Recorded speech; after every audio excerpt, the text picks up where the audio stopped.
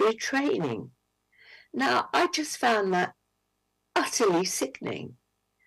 And I just don't think we should be allowing that sort of thing to happen.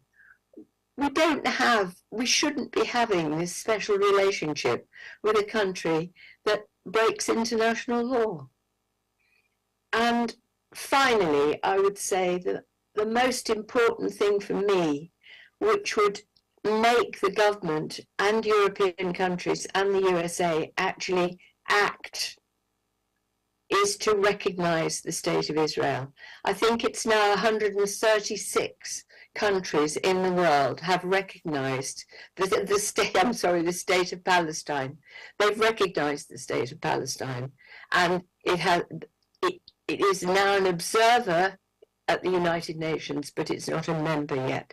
And we should recognize the state of Palestine so that we can actually call it to heel and make sure that we really, really do help that country, and we have a duty to help them because they are a state and not just an area occupied by Israel. That's all I want to say, and good luck. And can I repeat again, apologies are not enough. Deep, deep shame and remorse for what my country has done.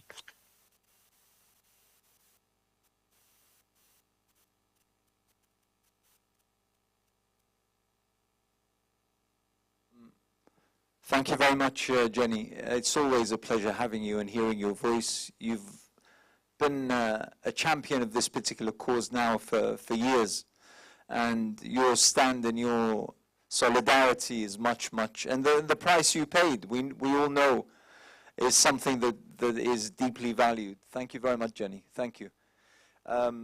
Now, I've received clarification from our director, Dr. Abdullah Faliq, regarding the bleeped out Hamas reference, Ghada, in your interview. And he tells me that just, something that Jenny talked about, and that is the issue of freedom, the issue of censorship, that every time we posted that clip on our socials, the account would be closed down automatically. In one of the accounts that we literally opened, the very first post was that clip, that 30-second clip. The account was suspended immediately. So it just goes to show where we are and what kind of things we're facing, unfortunately. But anyway, listen, we're here to discuss what we can do, and the ideas that we've just heard from Jenny are tremendous, and they add to the list of ideas that we've heard today. I'd like to share with you something that happened today before I introduce our next speaker. We heard today the news that Havering Council, I hope that I've pronounced that correctly, Havering Council cancelled a planned lighting of a Hanukkah menorah event because it cited that it might inflame tensions. And therefore, I am extremely pleased to say that one of our supporters today, and an organization I'm proud to be associated with, the Muslim Association of Britain, issued a statement reaching out to the council as well as to the Jewish community. And allow me 2 minutes to read the statement. It's a brief one. We are incredibly concerned at reports of Havering Council cancelling a planned lighting of a Hanukkah menorah. This decision is offensive to our Jewish brothers and sisters. No one should be afraid to practice, celebrate, or express their faith in our country. A menorah celebrating a Jewish festival will not inflame tensions and cause offense. Havering Council should reconsider their decision and not help feed hate and anti-Semitism in Britain. Our religion teaches us that we are all brothers and sisters in humanity. Thus, we stand ready to offer our support to our Jewish brothers and sisters who feel threatened and afraid. We will offer our stewards to ensure the smooth running and security of any event and stand shoulder to shoulder with British Jews in the face of the scourge of anti-Semitism. I think that the Muslim Association in Britain deserve our appreciation for that statement.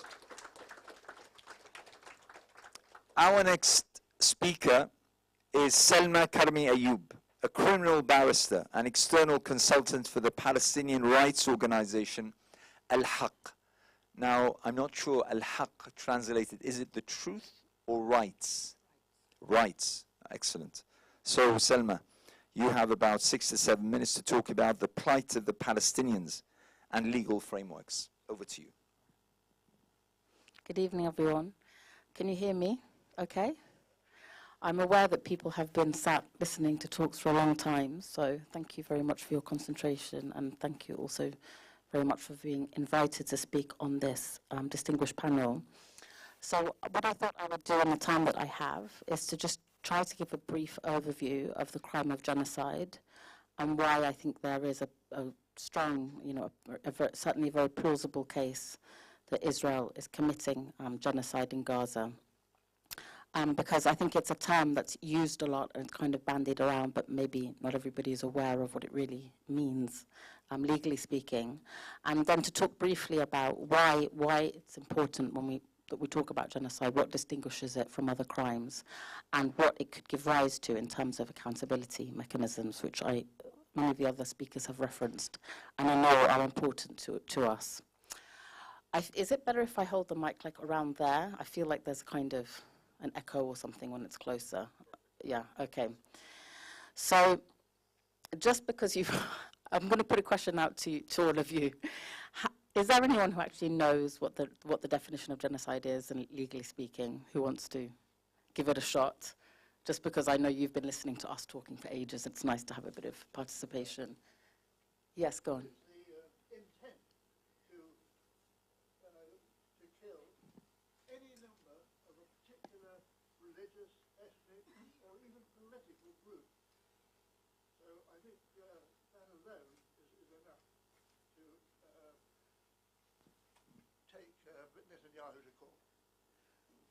Well, I think you've got sort of to the essence of it. So I'll just run through very quickly what the definition is.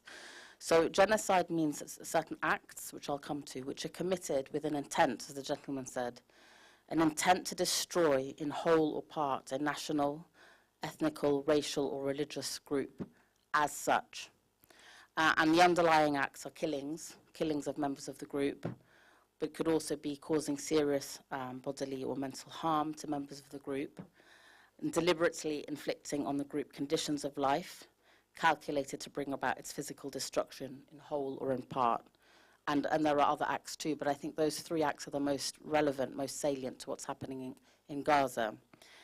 And just so you're aware, this is codified in something called the Convention on the Prevention and Punishment of the Crime of Genocide of 1948 that most countries are signatory to, including our country. And what that convention does is it makes genocide a crime. So it means that people can be held personally accountable for committing genocide, or for conspiring to commit genocide, for inciting genocide, attempting genocide, or being complicit in genocide. And it also makes it an obligation on states that have signed the convention to prevent and punish genocide. So I'll come back to those issues when we talk about accountability. What's special really about genocide, and what sets it apart from other crimes against humanity and from war crimes is this specific intent to destroy the group in whole or in part.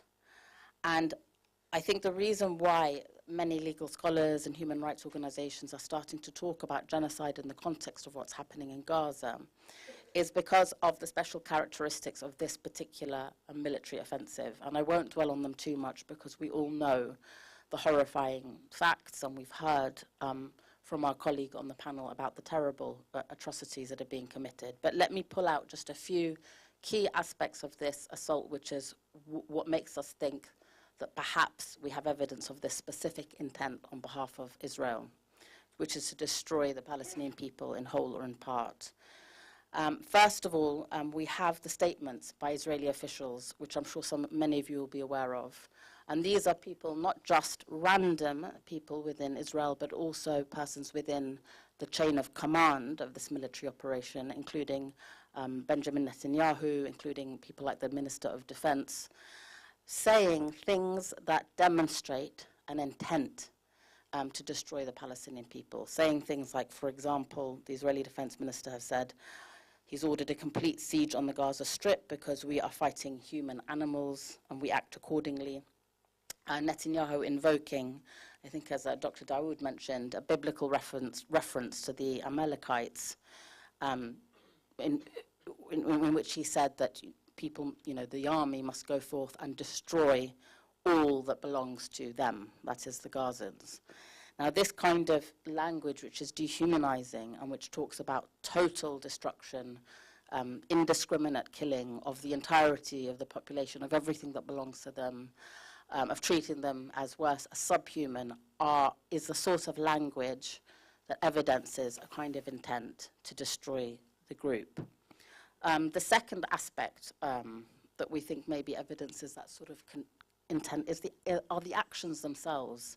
It's the nature of this military operation, which is unprecedented, both in terms of its scale, in terms of the total bombardment of the Gaza Strip, the mass amounts of civilian infrastructure that has been damaged or destroyed, the apparent targeting of hospitals, of schools, of shelters, of all of the infrastructure that is indispensable for life in Gaza.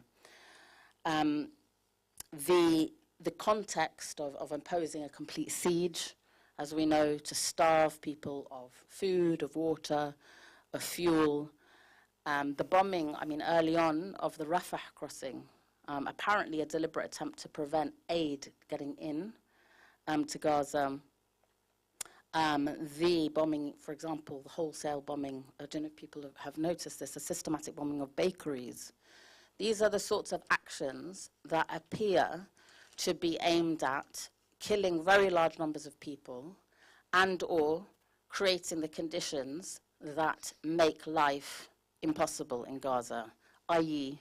that are aimed at the destruction of the group, as opposed to of any kind of real military, of there being any real military objective. And I have to say, if you just take a step back and you look at the scale, as I said, and the nature of the military action in Gaza, it's actually really difficult to discern a military objective. It's difficult to understand what the military rationale is for the decisions that are being taken. And that gives us an indication or a clue that perhaps, the objective isn't truly military, that is political ultimately, and that it evidences this special kind of intent to destroy the group. And one other aspect of intent that I want to mention, because people often don't, is the context of the West Bank. So just very briefly, I'm sure many of you will have followed events in the West Bank, a massive ratcheting up of persecutory and punishing actions in the West Bank, killings, displacements of communities, destruction of homes. And I think that's relevant. That's relevant to understanding whether there's this genocidal intent vis-a-vis Gaza, because it suggests an attempt generally, a climate generally, which is aimed at destroying the Palestinian people. And hence you see these corollary actions in the West Bank, which don't, there is no, Hamas isn't in control in the West Bank. Hostages haven't been taken to the West Bank. And yet you are seeing persecutory actions happening there. So I'm not able to do justice to the issue, to the topic of genocide in 6 or 7 minutes. I just wanted to give you a flavor of the kinds of considerations that are involved when we talk about genocide. It's not a light charge to make. It's not something that we say lightly, and it's something that's difficult to prove. But I think that this operation has certain features that really point in that direction. And I think it's important. Why genocide is potentially important, there are 3 main reasons. So the first, as I've already alluded to, is that it suggests, and I think this is an important point to make and one that's not emphasized enough, it suggests that Israel's military action in Gaza is illegitimate, that it's not really military action in the proper sense of the word. So even when we talk about war crimes, right, when we talk about serious violations of humanitarian law, such as carrying out indiscriminate attacks or attacks that are disproportionate, there's a lot of talk of that in the media, disproportionate attacks, there's the notion, there's an implicit assumption there that there is a legitimate military reason for the attack, and it's just perhaps not being carried out properly or in accordance with the rules of war. Whereas when you talk about a genocidal attack, what you're really saying is there is no proper military objective. This isn't really a war. This isn't actually a military assault. This is an attempt to destroy a people. And therefore, the attacks aren't merely outside of the rules of war. The operation in itself lacks legitimacy. So I think that's one important aspect of talking about genocide in particular. Same can be said, by the way, if we would talk about it as a crime against humanity. A similar framing then arises, which questions the legitimacy of the assault in its entirety. I'll wrap up, yeah. And the second thing to say is about accountability. So the Genocide Convention, if it is being violated, has important considerations. First of all, it puts an onus on state signatories such as the United Kingdom and others to take all reasonable action that they can within their power to prevent the genocide. It also makes it both a criminal offence and an issue of state responsibility if other states are complicit in the genocide by, for example, providing the means for it. And we've alluded to that in this panel. And finally, it makes it a criminal offence. And so we have, for example, in our domestic law under the ICC Act, it's a criminal offence for British nationals or residents to commit or to assist effectively in genocide, and that's something for which they can be prosecuted in the courts in this country. So those, I hope, give some food for thought in terms of accountability mechanisms. Okay, thanks very much. Well done. Thank you very much, Selma. That was excellent. Thank you. Our next speaker comes from, over Zoom, from San Francisco.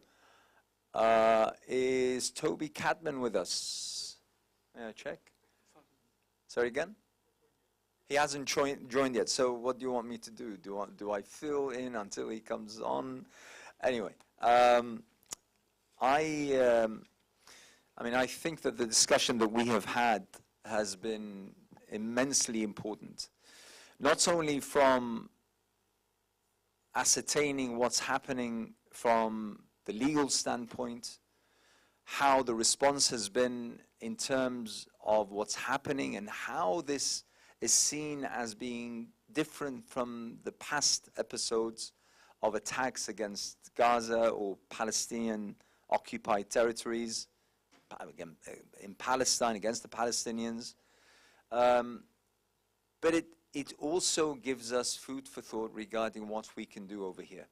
There are so many things that we can do. For instance, the issue that, for instance, Jenny brought up regarding boycotts, sanctions, regarding BDS, something that our government has been hard at work trying to outlaw now for years. And it seems now that this issue of BDS is going to be the next battleground that we have to fight. Because I know in America, I know some of my own colleagues who tell me that their firms or companies have now added an addendum to the contracts, to the employment contracts, whereby it says ridiculously, sometimes is a company to do with fisheries, for instance, or manufacturing steel or whatever. But every employee needs to sign this addendum to their employment contract saying that they will never support or be part of any campaign to boycott, de-invest, or sanction Israel. This is in America. This is in America. So, and this is, by the way, this seems to be coming to the UK. There are those who actually believe that this is the way to go, that this is what must happen. So this, for instance, is one of the ideas that that we have heard today, and I think it's it adds to the list of initiatives and ideas that are already on the table and that hopefully will come out soon. If I may, I think until Toby is online. Okay, so we open the door. Yeah, we're gonna open the door for questions and answers. But if anyone has a statement, can I please urge you to be very, very brief? I would much rather that there is a question either thrown to the panel or to someone in particular whom I would ask you to mention. But if it's a statement, please make it very, very brief. I have a gentleman here. I have a gentleman here at the front. I have the gentleman there, I see you, and the gentleman here. We'll take those 4 questions in that particular order. Can we have a mic? Yes, please. The gentleman there in the 3rd row. If you can also introduce yourself. If you're from an organization, please mention it. If not, fine, just your name. Assalamu alaikum wa rahmatullahi wa barakatuh. Umar Hajjaj from Yasin Youth. Question is, I think all the speakers... You're Palestinian, right? I'm Palestinian, yes. Welcome. Very beneficial talks from each speaker. My question, Dr. Ghada Karmi, may Allah preserve you. This is a genuine question. I'm very curious. It's not a criticism. I'm just wondering, Fatah and PLO, their position today has been silent and quiet. And Mahmoud Abbas has agreed to take over Gaza when this is over, to be in charge of Gaza or to take over the administration. So I'm just curious to know what is the position today of the PLO and Fatah in regards to this conflict. Their voices are a bit quiet for us. We want to know what their position is today. Thank you very much, Omar. Can I have, did I say the gentleman here at the front, please? If you can introduce yourself first. Magdal Alfi, interested in better society and well-being of communities and good governance. Brother Dawood told us about the example of South Africa and Senegal regarding prosecuting the dictator of Chad, just between the 2 of them. And we know that there is 120 countries voted for the ceasefire in the United Nations, which wasn't implemented. So there a way that we can galvanize, and as Jenny said, there is 136 countries recognized Palestine. Is there a way of getting something similar to what happened between South Africa and Senegal in holding whoever responsible for the genocide in Gaza now responsible? Thank you. Thank you very much. The gentleman there in the 3rd row, we're going to take these 4 questions. I have one written question which I'll read out, and then we'll come to the panel. And if time allows, then we'll come back to the audience. Please. James Ring, I have a thing called the Ministry of Peace and Legal Action Against War. We took action against Tony Blair during the war on Iraq. But my question is, why aren't we taking immediate action against Netanyahu? It's obviously useful to go to the International Criminal Court or the ICC, but it'll take years. Now, if we were to propose an international war crimes / genocide tribunal to be set up by the UN right away, and I've just sent a message to the Turkish President Erdogan, suggesting that he's already been in touch with the Secretary General of the UN, saying that there ought to be a war crimes trial. But I've asked him if he wouldn't mind adjusting that to say we need a tribunal. And the reason I say that is because previous tribunals, war crimes tribunals, have led to the death penalty. And that's what Netanyahu needs to be frightened of. He won't be frightened of a case that's going to come up in a few years' time, because he'll be out of power by then anyway. And he'd probably be hung by his own people, or rather put in prison by his own people. But what would stop him, the military action now, I think, would be the fear that he might land up in the death penalty in an international arena. Thank you very much. I'll ask Selma to come back on that. But thank you for that. And finally, Dilwar Khan, here in the front row. Thank you, Manas. My name is Dilwar Khan from the Muslim Community Association. My question is to Dr. Ghada Karmi. You mentioned about the one-state solution. What is your opinion about the two-state solution?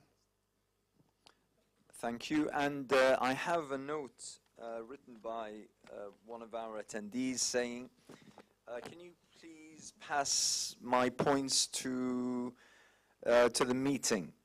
Jenny suggests, unfortunately Jenny isn't with us, but we'll open it to the panel, to form a group to press on her government, as well as the USA and others, to do what exactly? Can I remind her of Biden's statement when he was about 40 years old, oof, that was a long time ago, that if Israel didn't exist, that the United States would actually create an Israel because it protects his country's interests in that region. So the questions that we've heard, some directed directly to some of our panelists, some open. So if I may, I'm going to go to each of the panelists and allow them a couple of minutes to either respond or to make a comment. Please, Ghada, start with you. Right, thank you. Thanks for those two questions. First of all, the question of Fatah PLO, the official position since the start of the Gaza assault has been, of course, as you'd expect, supportive of the people of Gaza and condemns the attack on, that's the official position. My understanding is that Mahmoud Abbas and those people around him being asked, and this has been talked about a lot, to somehow take over Gaza, for Abbas, his formal position is to say he would do that, but only if a Palestinian state is created, so that it has to be coupled with a solution for the Palestinians. He would never take it on. He wouldn't last 3 seconds if he tried to do that. So I think that's the position. And in terms of the two-state solution, yes, good question. The two-state solution, which is come back to life, I don't know why. They never can part with it. No, Western countries are in love with the two-state idea. But actually, it's a non-starter, and I'll tell you why, because on 2 counts. The first count, which is entirely logistical, people who support the two-state solution have to demonstrate to us that they can remove the Israeli settlements from the land. You can't, I'm talking about now just on logistical grounds. There is no territory for the Palestinian state currently because it's completely cut up by settlements. Now, unless those people who support the solution are prepared to say, we will get Israel to remove its settlements, then we can talk about the two-state solution. In the absence of that, they really shouldn't. So that's logistical. The second reason, of course, is one of equity. It's not fair. The two-state solution isn't fair. Even if you wanted to cut, if you were going to cut Palestine down the middle and give 50-50 to both sides, you might at least appear to be being even-handed. But that is not what is on offer. What is on offer is 20% of the original Palestine to the Palestinians and 80% to Israel. How is that fair? It's absolutely unfair. And secondly, it does not carry with it any solution for the 5 to 6 million Palestinian refugees, whom I insist we must never forget about. They have the right to their state, they have the right to return. And the two-state solution doesn't cater for that. So it's really a non-starter. Just thank you very much. Just 2 points. The first point is about the media, which I think one of the most important tools to put pressure on the Western governments. So the current mainstream media not just only dehumanize and demonize the Palestinian people by adapting to the Israeli narrative, but also they give Israel war propaganda a platform to be transferred into as a news, as a credible news. And that's actually one very important aspect to look at. Israel has a war propaganda. This war propaganda is broadcasted as a news and challenged without rigorous and thorough investigation. But at the same time, the Palestinian narrative is always actually met with disbelief, always actually met with suspicion. And that's actually one aspect to look at. We need to keep pressuring our media to complain using the actual tools of complaint. I think Ofcom is there. Yeah, you can just. Yeah, exactly. So every single narrative, every single story, if we keep raising concerns, this one we're going to put actually pressure on the media. The second point was going to make with regards to the one-state solution, thanks to Ghada for mentioning it. One of the problems which I, as a Palestinian, believe that that one-state solution might not be working, that what is going right now in Gaza is a genocide. Israel is concerned and afraid from the demography of Palestinian people. So they keep killing, massacring, and we can see the evidence of targeting families. 4 generations, 4 bloodline of people now completely wiped out. So if we come after 5-10 years, look how many hundred thousands of people have been reduced. So if Israel keeping killing us because of that reason, so what would make them accept the one-state solution? And unfortunately, as this is still going on with that, Israel going with that, as the culture of impunity and cover-ups and going unpunished, I don't think this is going to be achievable unless you've got another point of view. Thank you. Thank you very much, Mr. Selma. Please.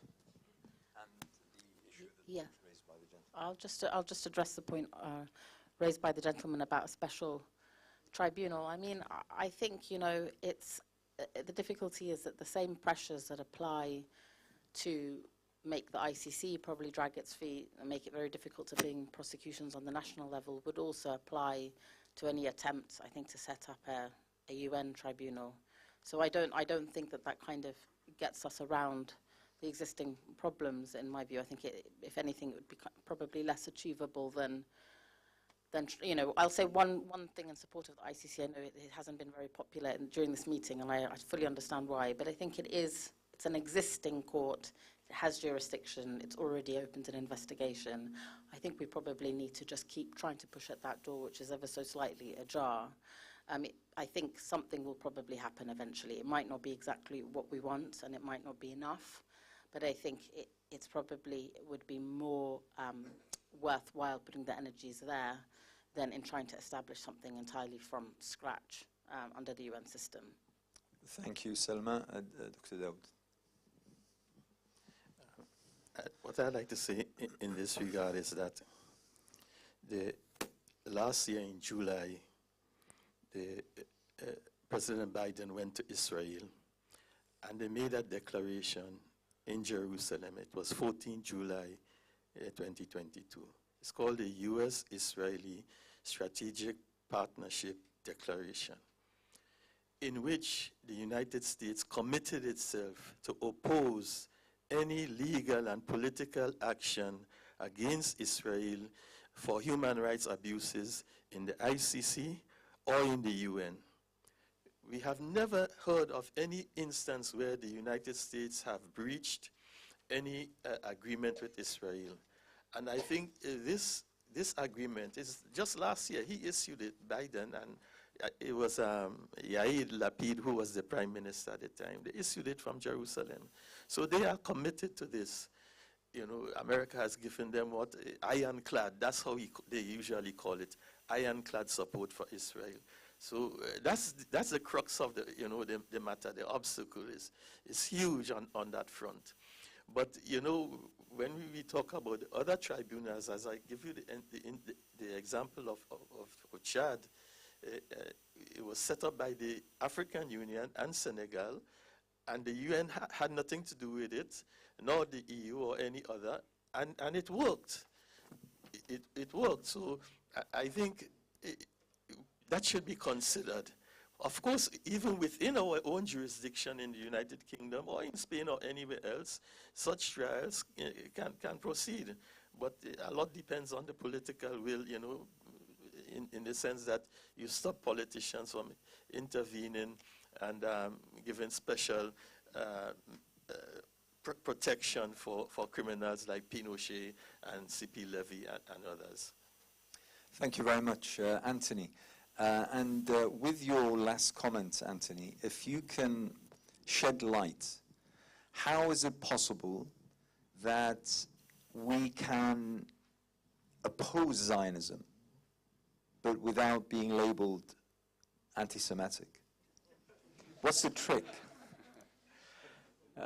If I knew the answer to that question, I think I could make myself a very wealthy person. So very hard to know how that.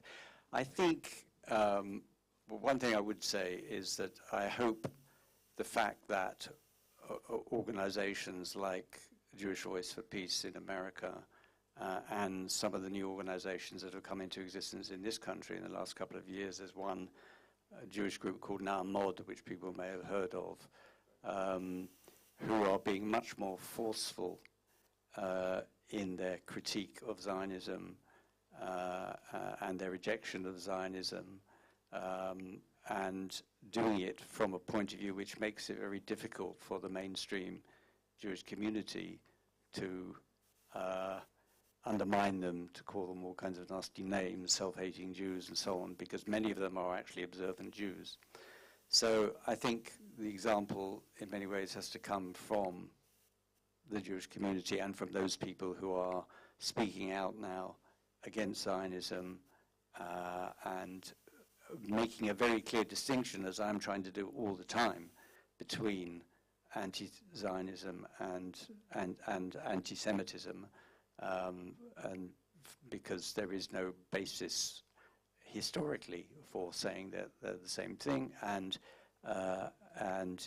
de facto in the world that we live in now, it really shouldn't be something which we are promoting through, for example, the IHRA working definition of anti-Semitism, which, as we know, we haven't spoken about this a lot here this evening, but that is a particularly pernicious definition of anti-Semitism, which is acting really like a racist charter against Palestinians, and we need to be making that known much more clearly than we are at the moment. Thank you very much. Ladies and gentlemen, the final word, I think, is something that is quite important, quite poignant, and it leaves us with a lot to think about. There's a lot to mull over, there's a lot to discuss amongst ourselves and with others also. But tonight has been absolutely fantastic. Allow me to thank every single one of the speakers, those who made it here today and those who couldn't but joined us over Zoom.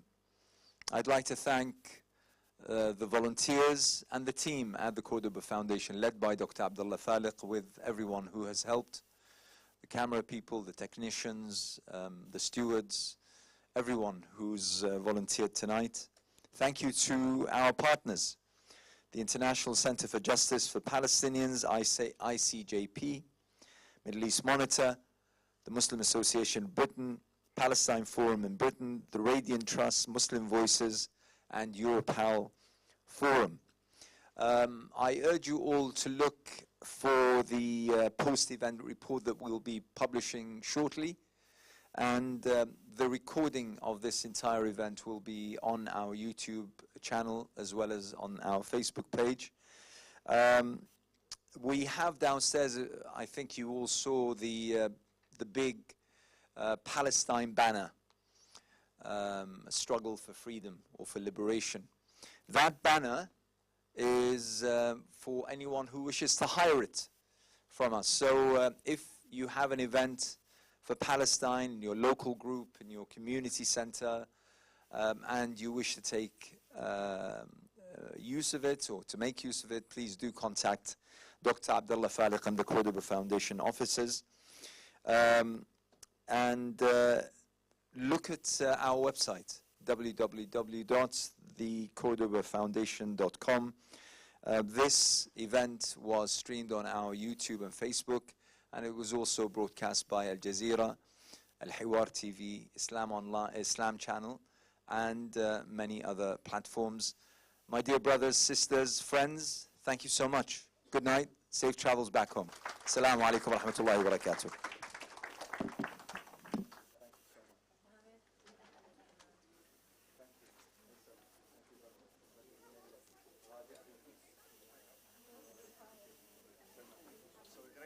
Recording stopped.